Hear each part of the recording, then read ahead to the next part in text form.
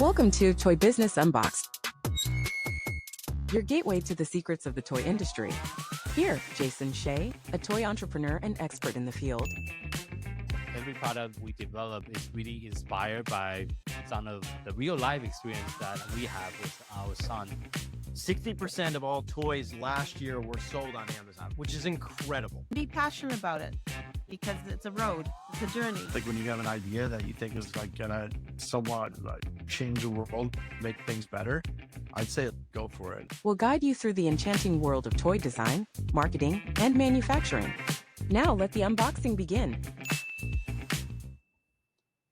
Hello, welcome back to another episode of Toy Business Unboxed. I'm your host, Jason Shea, and today we'll be exploring stories and insight behind one of the store owners who is owner of Castle Perilous Game and Book, which is one of the largest game and comic store in Illinois since 1990s. And 1990, not the largest. I wish, but no.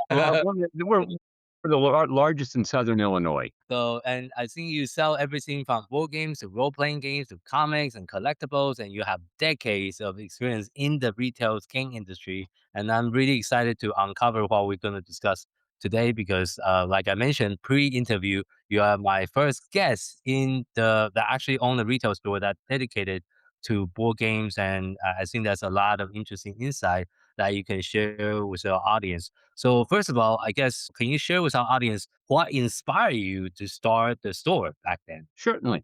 Well, we started off as a role-playing game store. I played Dungeons and Dragons when I was in college, and it was a fascinating game. When I decided to go back to get my master's degree at Southern Illinois University, Carbondale, I realized that game store in the area. There was a one store that had about 12 feet worth of board games on the shelf, and I had some money from my previous job, decided to invest that into opening up a store. I found a small storefront that I could afford for, at the time, it was $250 a month. Oh, okay. Oh yeah, you could open up a store on a shoestring back then. I started with about $25,000. Could not open up anything like a decent business for that kind of money today. And so it was a little hole in the wall place. It was about maybe 500 square feet. Okay. Tiny compared to today's stores, but we served a niche in the community. We started off focusing on role-playing games like Dungeons and Dragons, supplies for that.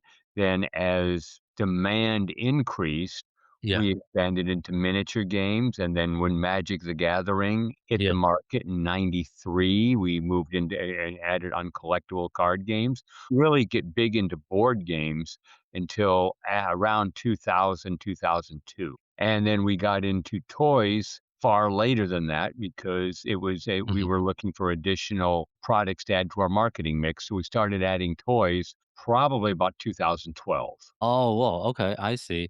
And since you have been in the industry for so long, I guess based on your observation, how has the retail, I guess, board game and gaming industry overall has changed since you originally opened the store over 30 years ago? Okay, well, at the time that I opened and until about the late early 90s, there were two basic styles of board games. There was the American style board game, which is exemplified by Monopoly. They involve they're fairly random. You're playing Monopoly, you roll the dice dictate what you do. You do not have, you can make decisions once you land on the board, but you have no real control about where you were going. You are as likely to land on Marvin Gardens or go to jail as you are on Boardwalk or Park Place.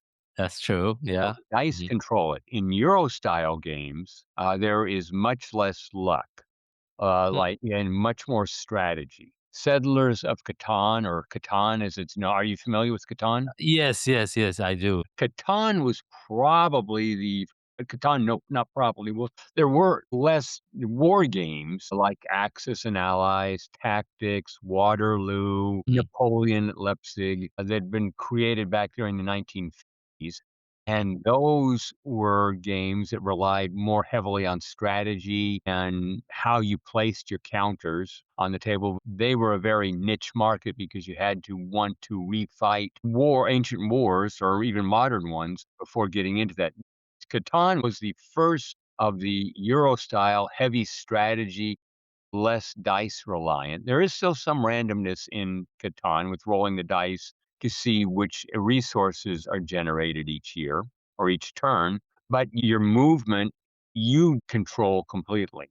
And that opened up the flood of what we call Euro games to come into the US. And after that, we had more games like Carcassonne, Ticket Mhm. to Ride, Yeah. World coming into the market. And then they have stores like mine generally are going to focus on the Euro style board games, the heavy strategy Mm. board games, whereas big box retailers like Walmart and Target, it will focus more heavily on the Amera style board games. That's very interesting, and I see there's a lot of like resurgence in the board games. What kind of trend have you been noticing recently in your store? Oh, well, we've seen a huge upsurge in board games. Board games used to be back around 2003, less than 1% of our sales. We dedicated one shelf Okay. for board games.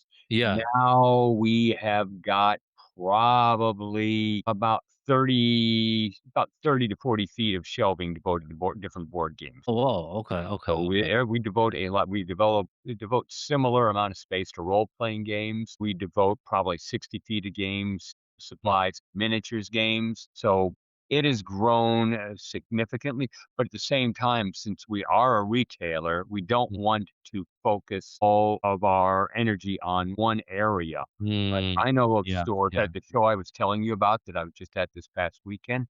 There Yes. were stores they were telling me that 25 to 50% of their sales came from Magic the Gathering, Oh, wow.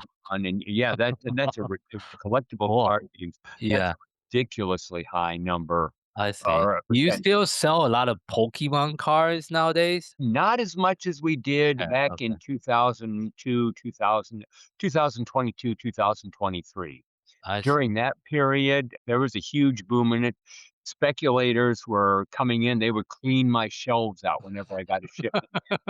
They were even Yeah. planting tracking devices on trucks that were servicing Walmarts and Target stores Okay. because each Walmart store would get a certain amount of the uh, Pokemon Pokemon product, cards. Yeah. and then they go to the next store. So the speculators would go in, follow the Mm. tracker, go in. As soon as they put stuff on the shelf, they'd clean everything out Clean it up. Okay. and then That's use their insane. Okay. GPSs to track to the next location Okay. and then clean it out as well. We Mm. don't see that anymore. It's died down, started dying off in about 2023 I see. and 2025. Interestingly, what I'm hearing from a lot of stores in the industry, kids are not playing Pokemon. They are buying the card packs, they're collecting the cards, and they're trading it other people, but they don't play the card game. Really? That's weird. Okay. Yeah. I thought so. Well, it appears it Yeah. is more the appeal of collecting because we get in kids 6, Mm. 7, 8 years of age buying Yeah. packs, and when I ask them what type of deck they like to play, if they Mm. want to run a water deck or a grass, they have no idea.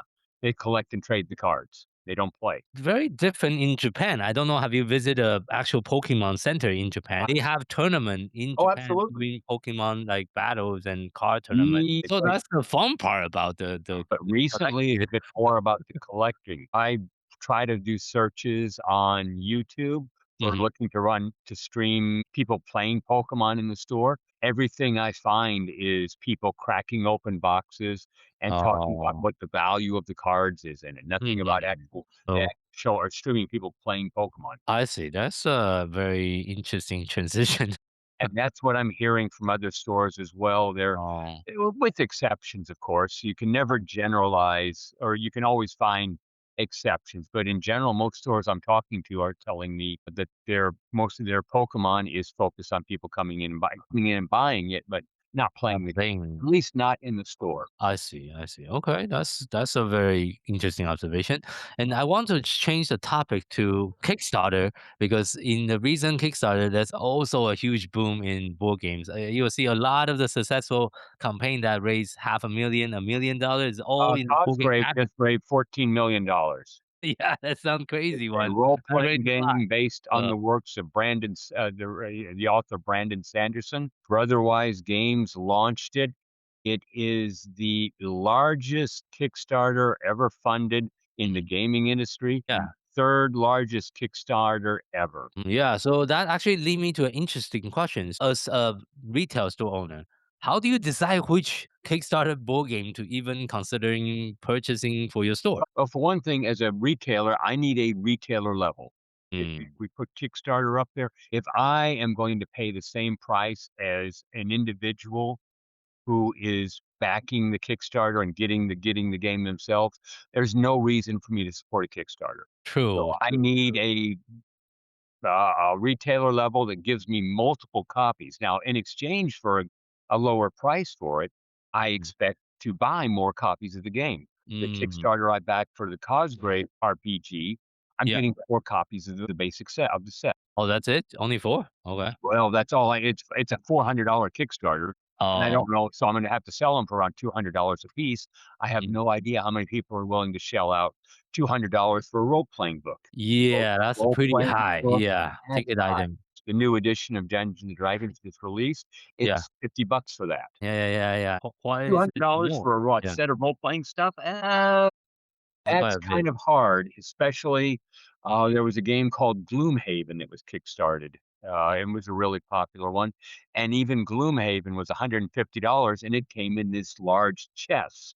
It was Oh, about, a little less than a meter long interesting. and Okay. Yeah. about a quarter of a meter wide. It weighed, Mm. several kilos, and that was only $150. So So do you like just like kind of how do you get in the knowing of okay what is trending on Kickstarter? What are the most well, we look at people? there's a website called Board Game Geek. Every time I logged into, yeah, Instagram or Facebook. The downside is there's so many Kickstarters out there. Yeah, it's a lot. Yeah, Yeah, it is a lot. a lot of them. Like, I won't fund a comic book Kickstarter anymore. I see. And Yeah. people who really want the comic book are going to buy it through the Kickstarter.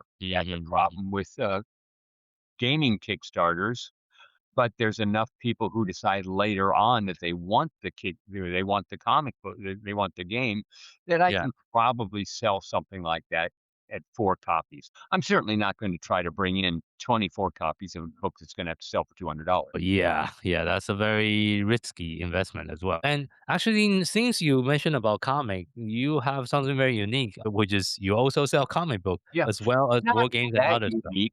Uh, yeah. Most comic shops at least sell some gaming products, usually Magic the Gathering, Pokemon. Okay. Collectible card games don't take up they don't have a huge footprint. I see. I I see. can How put do a you bo balance your inventory between the categories then? We're fairly diversified. We are roughly about 10 to 12% board games. Mhm. Uh, on a big release, we'll see collectible card games like Magic and Pokemon hit 25%, but usually it's around 10 to 12%. Oh, Toys are generally 5 to 8%. oh, yeah, because you are not mainly a toy store, and I We're not think the not audience that you are targeting is almost more of an adult audience. There was a presentation at Astor that called them kidults. Kiddos, yes, kiddos.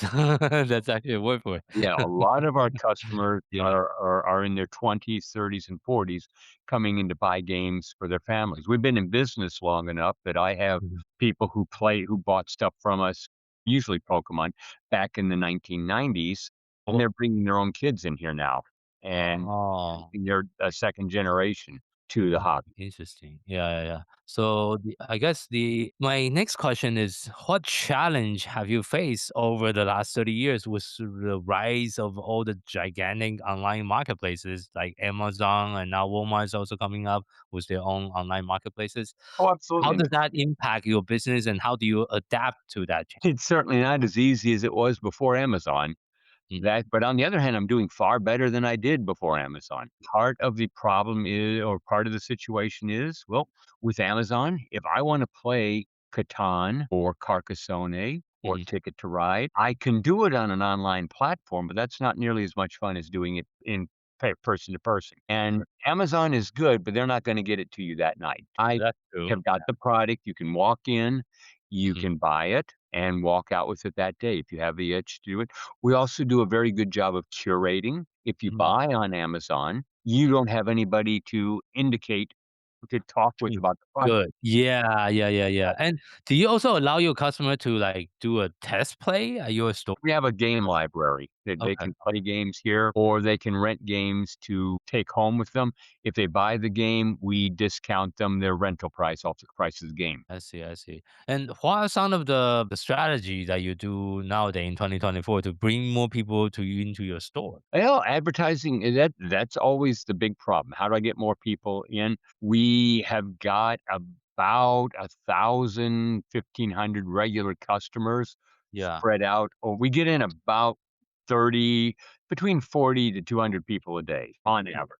It's not great foot traffic, but it's certainly not bad. I see. Is it That's 100% retail? Do you do a little bit of online? Oh, yeah, we sell online, but most of what we sell online is collectible stuff because the problem with online Mhm. selling is that, it is very easy to discount. Yeah, yeah, Products yeah. put online are commodities, True, true, so true, no true. differentiate. The only way so we differentiate by putting hard to find items up in our store. Mhm. I have kicked around the idea of putting an online store with newer products, because the much like here, the Mhm. benefit is we curate the Yeah, product yeah, yeah, selection. yeah, yeah, yeah. We have got stuff that you probably have never heard of. Yeah. Most of my customers have never heard of Squishables, for example. You're familiar with the Squishable line of Ye plush? yeah, yeah, yeah, yeah, they are huge. Yeah. Uh-huh. So most of my customers are not familiar. They come in here, "Ooh, this is so cool. Loch Ness Monster, plush Mothman, Mhm. plush Wizards and Reapers." They haven't seen this stuff before. And they're not going to go and they won't. So, and that's the thing about Uh, buying online. If you don't yeah. know it exists, it's really hard to find. Yeah, that's Walking into a true. brick and mortar store, you're getting exposed to games, toys. Most of my customers will never have heard of your line of toys. True, yeah. So if I have Yeah. it in the store, then they come in because they're going to get exposed to it. They're going to know about it, Mhm, or mhm. they have a chance to learn about it, That's true, which that's they true. won't. Yeah, And so that is the thing. You get exposed. It's yeah. much like just flipping. Do you read magazines? I read some toy magazine, yes. Uh, You're flipping through those pages, you're gonna be exposed to things, whereas if you go searching for it online, you're only finding stuff that you're looking for. mhm. Going into a store, reading a magazine, you're finding information you were not you had no idea was out there. Yeah, My yeah. customers have no idea that Squishable a lot of them had no idea Squishables exist. As a result of going to the Astra show, we brought in the Palm Pals from Aurora. Okay, Never knew anything about those, and mhm, we ordered brought them in about a month and a half ago. We've sold throughout half our order just because, mm. "Oh, this is so cool." Yeah, yeah, yeah, yeah.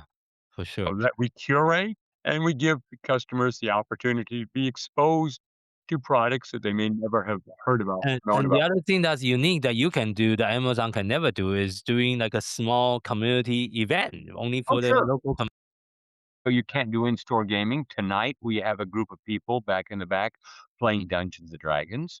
We Okay, also have another group of people playing the Disney Lorcana card game. okay, I haven't played that So one before, okay. but it's another collectible card game. This one has a Disney theme about it. I see, I see, I see. I actually went to a few local meetup here in Phoenix. It's Mhm. just meetup of people, a whole bunch of us gathered together and bring our own board games and play. It's always fun. It's a different aspect. I think especially the board game is all about socializing with other Absolutely. people, right? And Oh, yeah.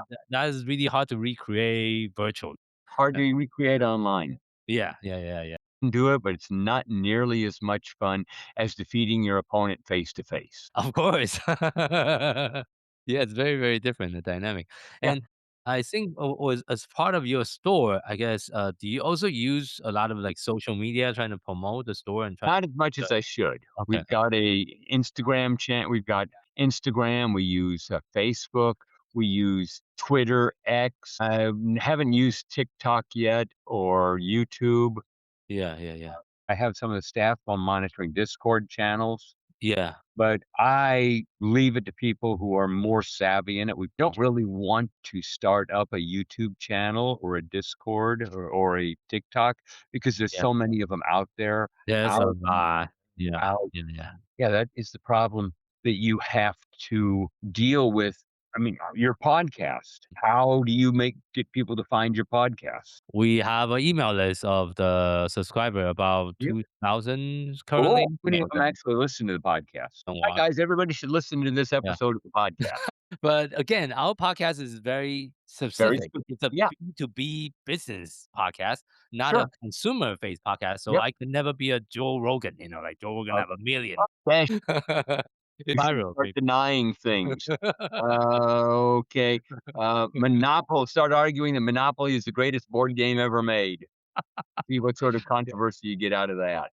I think sometimes you need to be controversial for the podcast Attract to really attention. get share. Yeah, to attract attention for sure. So and So and I think as we're kind of writing down today's interview, I know my team did some research about you. Also write for a few article. I think it's called I run a website called ICV2. yeah, and I think your column is called Rolling for Rolling for Initiative. Can you talk a little bit about your writing and your work over there? That's a phrase you hear a lot in role-playing games, roll for initiative. So they used to have a couple of a columnist on there that wrote about the comic book industry, but I don't know if you've had a chance to look at ICV2, but it focuses almost equally on comics and games. I And they see. didn't have anyone writing about games or business for that Oh, matter. So I I asked see. them about, God, it must have been back around 2011, if Oh, they would let definitely. me write a weekly column. And originally I did it free. Mhm. And then eventually they said they liked the material I wrote enough that they started paying me. Oh, okay, okay, okay. That's a good side gig. Oh, Yeah, it's that's not a huge yeah, amount, but I've been doing it yeah, every week. I think yeah. I maybe missed 1 week since 2011. Oh, so you've been doing that for quite a while. What do you usually write about? Usually, I try to write about either new releases in the gaming industry. Last week was the gifts, Mhm, so I pointed out mhm, some potential good gifts. mhm. Unfortunately, that really doesn't attract a lot of attention. Oh, really? People would rather hear one controversial issue, Mm. not Joe Rogan level of controversy, but Yeah. in the gaming industry is monetizing table space. Table space, tell me more. Okay, well, we a lot of game stores. Yeah, I don't know, like the board game store that you went to a board game meetup, right? Yes, I Was did, that yeah. in a store or was that at a friend's house? It was at a bar. Okay. How did that bar make money off of you while you were in there playing games? Yeah, because we all ordered beers and drinks. Goody, we had a bunch of drunks playing board games. Yes, yes, that was fun. Well, most board game stores don't Yeah. have bars. Oh, true. So we sell True. snacks. There are some I was in a board game cafe over the Okay. weekend, and they had a space they were selling sandwiches and Mhm. bread and coffee. But in general, the controversy is if you don't have a place to sell like liquor Yeah. or you don't have a cafe, but you set up tables for people to play at, should you make those tables free to play at, or should you charge a table fee to play at Oh. them? 'Cause Hmm. people are using your space, especially if they bring say, a board game in from outside your location. They Uh, come in, they bring in their own copy of Carcassonne, they yeah, set it up on your table, they yeah, play it, they pack up, and they leave. They've yeah, used your space, they haven't spent any money in your business. yeah. What do you do? Do you let people just come in and play like Mm, you did at the bar? Or yeah. do you charge them a fee? Okay, you want to use our tables, it's gonna be $5 to use them for, say, 3 hours per person.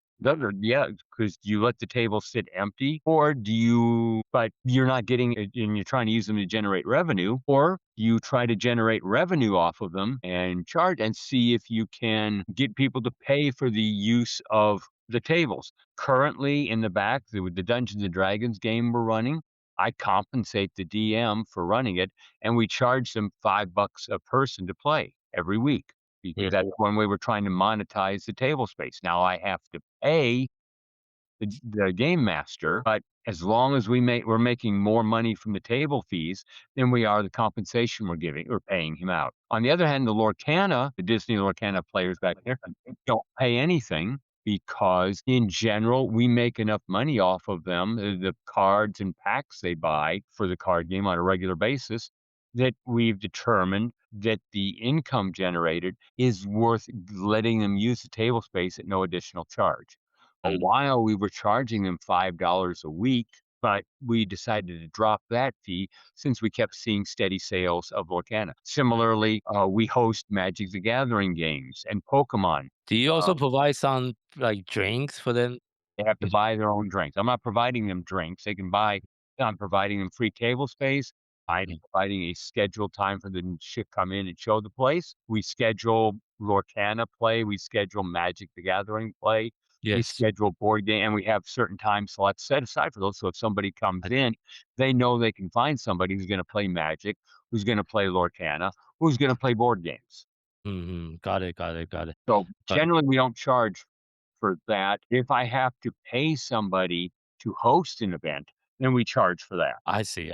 So looking ahead, where do you see the game retail industry heading to in the next few years? Okay, I think we're going to see more AI Okay. created games, and right now there's a big controversy. Is it ethically appropriate to use AI generated art in gaming products? Is it okay to have rule books written using artificial intelligence? Is it okay to create a comic using AI art and AI writing? So that's going to be we've got lawsuits right now suing companies, AI Chat GPT, example, suing them for appropriating art and writing from the web to add into their model. So that's going to be a major controversy. Amazon seems to be declining. It's still an important competitor, but we are seeing a decline in it. We're seeing more manufacturers putting MAP, minimum advertised pricing, into place. We'll see if that has any. Are you familiar with the concept of MAP? Yeah, map pricing. Yes. Right. Okay. We're seeing more people putting that in the game industry. We're seeing a movement to net pricing among some companies. That it makes it harder for people to advertise discounts on the internet. For sure.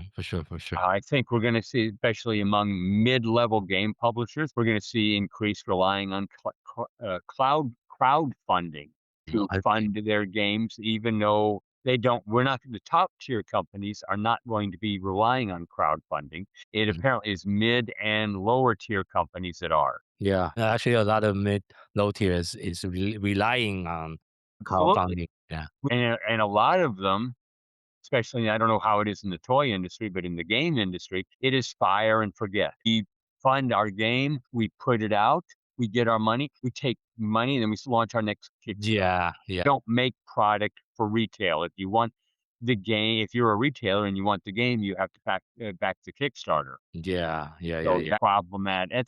That's a problem. Then that's not a sustainable business model neither. Because all you have to have is one misfired Kickstarter campaign, and you're in trouble. Yeah. For sure. So anyway, thank you so much for being on our podcast interview today. Where can people find you? People can find me online at castleperilous.com on Twitter, at Castle Perilous Games on Facebook, at Castle Perilous on Instagram, or they can reach us at castleperilousgames at gmail.com, or do a search for Castle Perilous on the interwebs. We've been in business since 1990.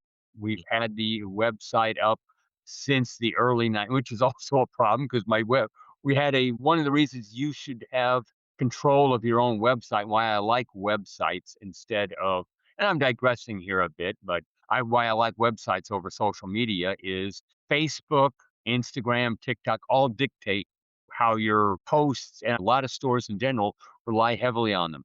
If you control your own website, you get to control what it looks like. So you can find us at castleperilous.com, castleperilous@gmail.com. Got it. Well, thank you again for being on the show. For having me. And for our listeners, thank you for tuning in to today's episode of Toy Business Unboxed podcast. We hope you enjoyed the conversation and find it insightful and inspiring. And if you like what you have heard, be sure to subscribe to our podcast on your favorite platform so you never miss an episode. We really appreciate your support and would love it if you leave us a review and share the podcast with your friend and colleague. For more resource, tips, and latest update in the toy industry, visit our website at toy-launch.com. Join the conversation and connect with us on social media using hashtag ToyBusinessUnboxed, and we'll love to hear your feedback and suggestion for future episodes. Until next time, keep innovating, keep creating, keep bringing joys to toys. And this is Jason Shea signing off on Toy Business Unboxed podcast, and we'll see you in the next episode. Thank you so much, everyone.